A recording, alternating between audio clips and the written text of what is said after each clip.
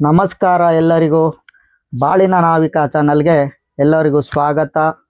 ಈ ಚಾನಲಲ್ಲಿ ಬರತಕ್ಕಂಥ ಮಾಹಿತಿ ತಮಗೇನಾದರೂ ಇಷ್ಟ ಆದರೆ ಹಾಗೂ ಸತ್ಯ ಅನಿಸಿದ್ರೆ ಲೈಕ್ ಮಾಡೋದನ್ನ ಮರಿಬೇಡಿ, ಹಾಗೂ ಶೇರ್ ಮಾಡೋದನ್ನ ಮರಿಬೇಡಿ, ಹಾಗೂ ನಿಮ್ಮ ಬಂಧು ಮಿತ್ರರಿಗೆ ಸಬ್ಸ್ಕ್ರೈಬ್ ಆಗೋದನ್ನ ಹೇಳೋದನ್ನ ಮರಿಬೇಡಿ. ಇಂದಿನ ದಿನ ಯಾವುದ್ರ ಬಗ್ಗೆ ಮಾಹಿತಿ ತೊಗೊತೀನಪ್ಪ ಅಂದರೆ, ತಮಗೆಲ್ಲ ಗೊತ್ತಿರೋವಂಥ ವಿಚಾರನೇ. ಏನು ಅಂದರೆ, ಸಾಕಷ್ಟು ಜನ ಆಗಲೇ ಬಂದಿದೆ. ಏನಂದ್ರೆ ಗ್ರಹಣದ ವಿಚಾರ. ಅಂದ್ರೆ 7ನೇ ತಾರೀಕು 7 ಸೆಪ್ಟೆಂಬರ್ 2025 ಗ್ರಹಣದ ವಿಚಾರ ಇದೆ. ಅಂದ್ರೆ ಚಂದ್ರಗ್ರಹಣ ಇದೆ ಅನ್ನತಕ್ಕಂಥ ಮಾಹಿತಿ ತಮ್ಗೆಲ್ಲ ತಿಳಿದಿದೆ ಅನ್ಕೊಂಡಿದ್ದೀನಿ.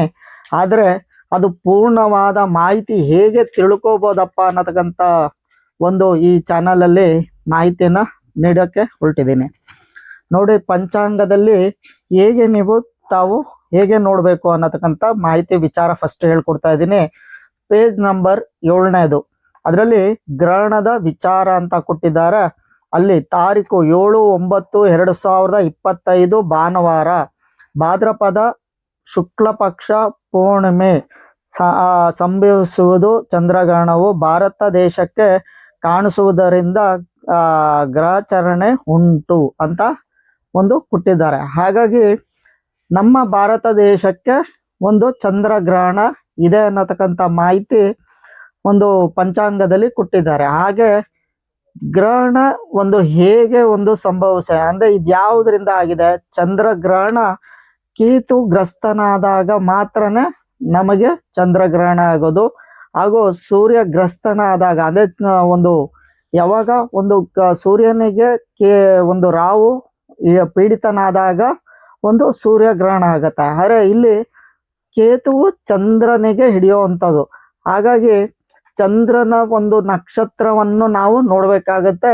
ಯಾವ ಸ್ಪರ್ಶ ಕಾಲ ಅಂದ್ರೆ ಯಾವ ಸಮಯದಲ್ಲಿ ನುಂಗುತ್ತಾರೆ ಅನ್ನೋದು. ಅಂದ್ರೆ ಒಂದು ಕೇತುವು ಚಂದ್ರನನ್ನು ಯಾವ ಸಮಯದಲ್ಲಿ ನುಂಗ್ತಾರೆ, ಅದು ಹೇಗೆ ಅಂದ್ರೆ ತಲೆ, ಹೊಟ್ಟೆ, ಒಂದು ಕೊನೆ ಭಾಗ. ಅಂದ್ರೆ ತಮ್ಗೆಲ್ಲ ಗೊತ್ತಿರ್ಬೋದು, ಅವರು ಒಂದು ನಮ್ಮ ಒಂದು ಸ್ಪರ್ಶ ಕಾಲ ಅಂತ ಹೇಳ್ತೀವಿ, ಒಂದು ಮಧ್ಯಕಾಲ ಅಂತ ಹೇಳ್ತೀವಿ, ಇನ್ನೊಂದು ಮೋಕ್ಷ ಕಾಲ. ಅಂದ್ರೆ 3 ವಿಧಗಳು ಇದೆ. ಈ ಒಂದು ಸಮಯ ಯಾವ ಸಮಯ ಅನ್ನೋದು ನಾವು ತಿಳ್ಕೊಬೇಕಾಗತ್ತೆ. ಚಂದ್ರಗ್ರಹಣ ಯಾವ ಸಮಯದಲ್ಲಿ ಅಂದ್ರೆ ರಾತ್ರಿಯ ವೇಳೆ ಒಳಗೆ ಒಂದು ಬರುವಂಥದ್ದು ಚಂದ್ರಗ್ರಹಣ. ಹಾಗಾಗಿ ರಾತ್ರಿಯ ಎಷ್ಟು ಅಂದ್ರೆ ಚಂದ್ರಗ್ರಹಣ ಉಂಟಾಗುತ್ತೋ ಅದನ್ನ 1 ಗಂಟೆಯ ಮುಂಚಿತವಾಗಿ ನಾವು ಒಂದು ಊಟಾದಿಗಳನ್ನು ನಾವು ಮಾಡಿ ಮುಗಿಸ್ಬೇಕಾಗತ್ತೆ. ಯಾಕಂದ್ರೆ ಸೂರ್ಯಗ್ರಹಣ ಆದ್ರೆ ಕೆಲವೊಂದು ನಿಯಮಾನುಸಾರ ಅಂದ್ರೆ ನಮ್ಗೇನಾದ್ರು ಕಾಯಿಲೆ ಇದೆಯಪ್ಪ ಆ ಟೈಮಲ್ಲೂ ಕೂಡ ತಿನ್ಬಹುದು, ಮತ್ತೆ ಸುಸ್ತಾಗತ್ತೆ. ಈ ರೀತಿಯಲ್ಲೂ ಅದರಲ್ಲೂ ಇದೆ. ಈ ಒಂದು ಸಮಯದಲ್ಲೂ ಅಂದ್ರೆ ಚಂದ್ರಗ್ರಹಣದ ಸಮಯದಲ್ಲೇ ಆಗ್ಲಿ ನಮಗೇನಾದ್ರೂ ಅನಾರೋಗ್ಯದ ಒಂದು ಕಾಯಿಲೆ ಇದೆಯಪ್ಪ, ಆಗಾಗೂ ಕೂಡ ನಾವು ಆ ಸಮಯ ಅಂದ್ರೆ ಯಾವ ಒಂದು ಸ್ಪರ್ಶದ ಕಾಲಕ್ಕಿಂತ ಮುಂಚಿತವಾಗಿ ಮೊದಲು ತಿಂದು ಏನಾದರೂ ನಮಗೆ ಸುಸ್ತು, ಏನಾದರೂ ಕಾಯಿಲೆ ಆದಿಗಳು ಇದೆ, ನಮಗೆ ಒಂದು ಆ ಮಧ್ಯಂತರ ಕಾಲದಲ್ಲಿ ನಾವೇನಾದ್ರು ಸೇವಿಸಲೇಬೇಕು ಅನ್ನೋದಾದ ಸಮಯ ಇದ್ದರೆ ಆದ್ರೆ ಆ ಸಮಯದಲ್ಲೂ ಕೂಡ ತಿನ್ಬಹುದು. ಆದ್ರೆ ಅನ್ಯ ವ್ಯಕ್ತಿಗಳು ಅಂದ್ರೆ ಯಾವುದೇ ಒಬ್ಬ ವ್ಯಕ್ತಿ ಯಾವುದೇ ತರದ ಕಾಯಿಲೆ ಇಲ್ಲದೆ ಇರುವಂತ ವ್ಯಕ್ತಿಗಳು ಆ ಸಮಯ ಬಿಟ್ಟು ಬೇರೆ ಅಂದ್ರೆ ಆ ಒಂದು ಸ್ಪರ್ಶ ಕಾಲ ಅಂದ್ರೆ ಬೆಳಗ್ಗೆ ಆ ಸ್ಪರ್ಶ ಮೋಕ್ಷ ಆದ ನಂತರ ಕೂಡ ಬೆಳಗ್ಗೆ ಎದ್ದು ಸ್ನಾನಾದಿಗಳು ಮುಗಿಸಿ ಪೂಜೆ ಪುನಸ್ಕಾರಗಳಾದಿ ಮುಗಿಸಿದ ನಂತರದ ಮೇಲೆ ಅವನು ಒಂದು ಏನೇ ಒಂದು ನೀರು ಒಂದು ಏನೇ ಒಂದು ಕಾರ್ಯವನ್ನು ಅವನು ಶುರು ಮಾಡಬೇಕು ಅನ್ನತಕ್ಕಂಥ ಮಾಹಿತಿ ಇದೆ. ಆದ್ರೆ ಆ ಚಂದ್ರನ ಒಂದು ಸ್ಪರ್ಶವನ್ನು ಒಂದು ತಿಳಿಸಬೇಕು ಆಗಿರೋದ್ರಿಂದ ತಮ್ಗೆಲ್ಲ ಹೇಳಿದೆ, ಒಂದು ಪೇಜ್ ನಂಬರ್ 7ರಲ್ಲಿ ಕೊಟ್ಟಿದೆ ಅಂತ.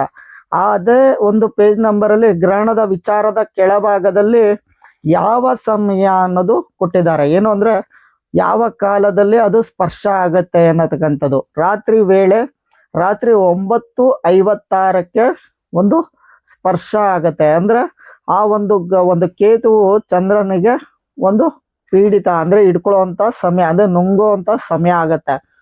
ಮಧ್ಯ ಅಂತ ಕಾಲ ಅಂದ್ರೆ ಒಂದು ಮಧ್ಯಕಾಲ ಯಾವಾಗಪ್ಪ ಅಂದ್ರೆ 11:42.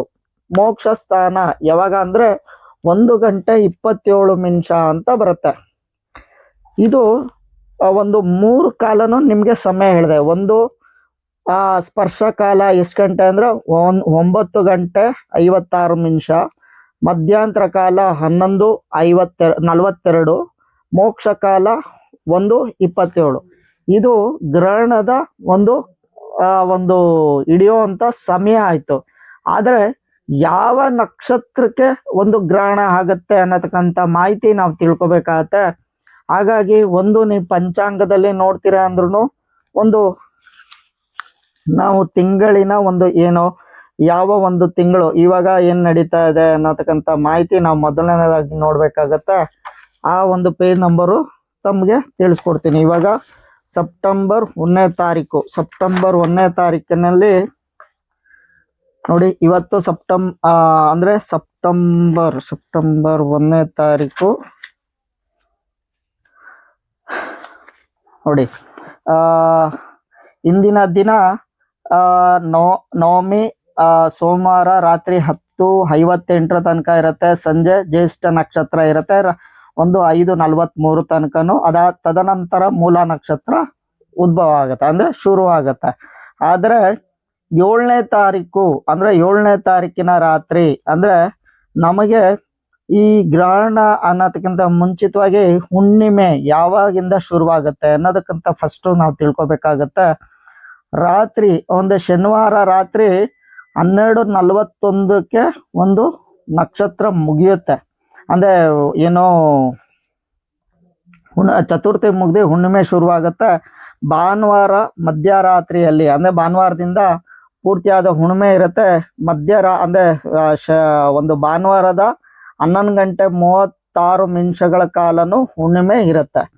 ಹಾಗಾಗಿ ಹುಣ್ಣಿಮೆಯ ವಿಚಾರ ಇಲ್ಲಿ ನಾವು ತಿಳ್ಕೊಂಡಿವಿ. ತದನಂತರ ನಮ್ಗೆ ಬೇಕಾಗಿರೋದು ಯಾವ್ದಪ್ಪ ಅಂದ್ರೆ ನಕ್ಷತ್ರದ ವಿಚಾರ ಬರುತ್ತೆ. ಇಲ್ಲಿ 2 ನಕ್ಷತ್ರಗಳು ಒಂದಿನ ದಿನ ಇದೆ.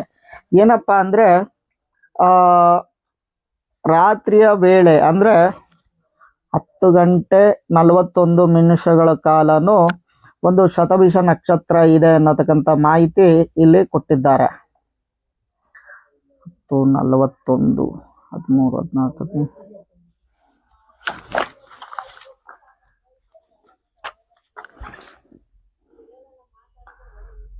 ಮಾಘ ಮಾಸ, ಮಾಘಶಿರ ಮಾಸ, ಕಾರ್ತಿಕ. ನೋಡಿ, ನಮಗೆ ಯಾಕಂದ್ರೆ ಅಲ್ಲಿ ಘಟಕದಲ್ಲಿ ಕ್ಲೀನಾಗಿ ನಮ್ಗೆ ಪೂರ್ಣವಾದ ಮಾಹಿತಿ ಸಿಗಲ್ಲ. ಹಾಗಾಗಿ ಇಲ್ಲಿ ನಾವು ಒಂದು ದುರ್ಗುಣಿತದ ಪಂಚಾಂಗದ ರೀತಿಯಲ್ಲಿ ಅಂದ್ರೆ ನಮ್ಮ ಒಂದು ಪಂಚಾಂಗದಲ್ಲಿ ದುರ್ಗುಣಿತದ ಭಾಗದಲ್ಲಿ ತಗೊಂಡು ಹೇಳ್ತಾ ಇದ್ದೀನಿ. ಶತಭಿಷ ನಕ್ಷತ್ರ 9:43 ಕಾಲ ಅಂದ್ರೆ ಇದು ಮ್ಯಾಚ್ ಆಗ್ತಾ ಇದೆ. ಹಾಗಾಗಿ ತಮ್ಗೆ ತಿಳಿಸ್ತಾ ಇದ್ದೀನಿ. ಏನು ಅಂದ್ರೆ 9:43 ಅಂದ್ರೆ ಗ್ರಹಣ ಸ್ಪರ್ಶದ ಸಮಯ ಎಷ್ಟು ಅಂದ್ರೆ 9:57. ಹಾಗಾಗಿ ಶತಭಿಷ ನಕ್ಷತ್ರದವ್ರಿಗೆ ಗ್ರಹಣದ ಸ್ಪರ್ಶ ಇರಲ್ಲ. ಹಾಗಾಗಿ ತದನಂತರ ಅಂದ್ರೆ ಶುರುವಾಗೋದು ಯಾವ್ದಪ್ಪ ಅಂದ್ರೆ ಪೂರ್ವಭಾದ ನಕ್ಷತ್ರದವ್ರಿಗೆ ಗ್ರಹಣದ ಮೊದಲನೆಯ ಪಾದ ಸ್ಪರ್ಶ ಆಗತ್ತೆ. ಹಾಗೂ ನಮಗೆ ಒಂದು ಪೂರ್ವಭಾದ್ರ ನಕ್ಷತ್ರಕ್ಕೆ ಅಧಿಪತಿ ಯಾರಾಗ್ತಾರಪ್ಪ ಅಂದ್ರೆ ಗುರು. ಹಾಗಾಗಿ ಗುರುವಿಗೆ ಒಂದು ಶಾಂತಿಯನ್ನು ಬರತಕ್ಕಂಥದ್ದು ಹಾಗೂ ಚಂದ್ರ ಕೇತುಗೂ ಬರತಕ್ಕಂಥದ್ದು. ಆದ್ರೆ ಈ ಭಾಗ ಎಲ್ಲ ಆಗಿದೆ ಅನ್ನತಕ್ಕಂಥ ಮಾಹಿತಿ ನಾವು ಮೊದಲನೇದಾಗಿ ತಿಳ್ಕೊಬೇಕಾಗತ್ತೆ. ಯಾಕಂದ್ರೆ ಒಂದು ಗ್ರಹಣದ ಮೋಕ್ಷ 1:27 ಅಂದ್ರೆ ತಮ್ಗೆಲ್ಲ ತಿಳಿದಿರ್ಬೋದು. ಒಂದು ಪೂರ್ವಭಾದ ನಕ್ಷತ್ರ ಸೋಮವಾರ ತನಕನೂ ಇದೆ. ಹಾಗಾಗಿ ನಮ್ಗೆ ತಿಳ್ಕೊಬೇಕಾರದೇನಪ್ಪ ಅಂದ್ರೆ 1 ಗಂಟೆ ಅಂದಿನ ದಿನ 1:27 ತನಕನು ಯಾವ ಒಂದು ಸ್ಥಾನದಲ್ಲಿ ಯಾವ ಒಂದು ನಕ್ಷತ್ರದಲ್ಲಿ ಇರುತ್ತೆ ಅನ್ನತಕ್ಕಂಥ ಮಾಹಿತಿ ನಾವು ತಿಳ್ಕೊಬೇಕಾಗತ್ತೆ.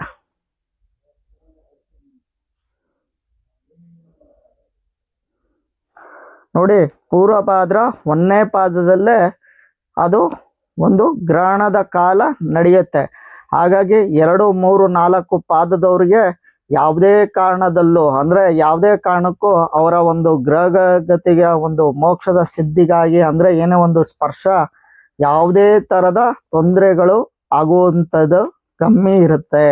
ಅಂದ್ರೆ ಈ ಒಂದು ಗ್ರಹಣದ ವಿಚಾರ ಅಂತ ಹೋದಾಗ ಗ್ರಹಣ ಆಗೋದು ಯಾವ್ದಪ್ಪ ಅಂದ್ರೆ ಪೂರ್ವಭಾದ್ರ ನಕ್ಷತ್ರದ ಮೊದಲನೇ ಪಾದ, ಅದು ನಿಂತಿರೋದು ಎಲ್ಲಿ ಅಂದ್ರೆ ಕುಂಭ ರಾಶಿಯಲ್ಲಿ. ಹಾಗಾಗಿ ತಿಳ್ಕೊಬೇಕಾದ್ರೆ ಏನಪ್ಪ ಅಂದ್ರೆ ಗ್ರಹಣದ ವಿಚಾರ ಯಾರು ಕುಂಭ ರಾಶಿಯಲ್ಲಿ ಪೂರ್ವಭಾದ ನಕ್ಷತ್ರದಲ್ಲಿದ್ದಾರೋ 1, 2, 3 ಆ ಪಾದದಲ್ಲಿದ್ದಾರೋ ಅವ್ರಿಗೆ ಈ ಒಂದು ಏನು ಒಂದು ಬಲ ಏನಪ್ಪಾ ಅಂದ್ರೆ ಈ ಕೇತುವಿನ ಪೀಡಿತ ಅಂದಿನ ದಿನ ಪೂರ್ಣವಾಗಿ ಇರುತ್ತೆ. ಆದ್ರೆ 4ನೇ ಒಂದು ಭಾಗ ಅಂದ್ರೆ ಮೀನ ರಾಶಿಗೆ ಬರುತ್ತೆ, ಅದರ ಬಲ ಎಷ್ಟಿರುತ್ತಪ್ಪ ಅಂದ್ರೆ ಬರೀ 25 ಭಾಗ. ಯಾಕಂದ್ರೆ ಆ ಒಂದು ಸ್ಥಾನದಿಂದ ಅದು ಒಂದು ಕೇತು ಗ್ರಸ್ತನಾಗಿ ಸಾಕಷ್ಟು ದೂರನೇ ಮುಂದೆ ಹೊಟ್ಟೋಗಿರ್ತಾರೆ. ಹಾಗಾಗಿ ನಮ್ಮ ತಿಳಿದ ಮಟ್ಟಿಗೆ 25 ಭಾಗದಕ್ಕಿಂತನೂ ಕಮ್ಮಿ ಇರುತ್ತೆ. ಆದ್ರೆ ಯಾವುದೇ ಒಂದು ನಕ್ಷತ್ರ ಪೀಡಿತನಾದಾಗ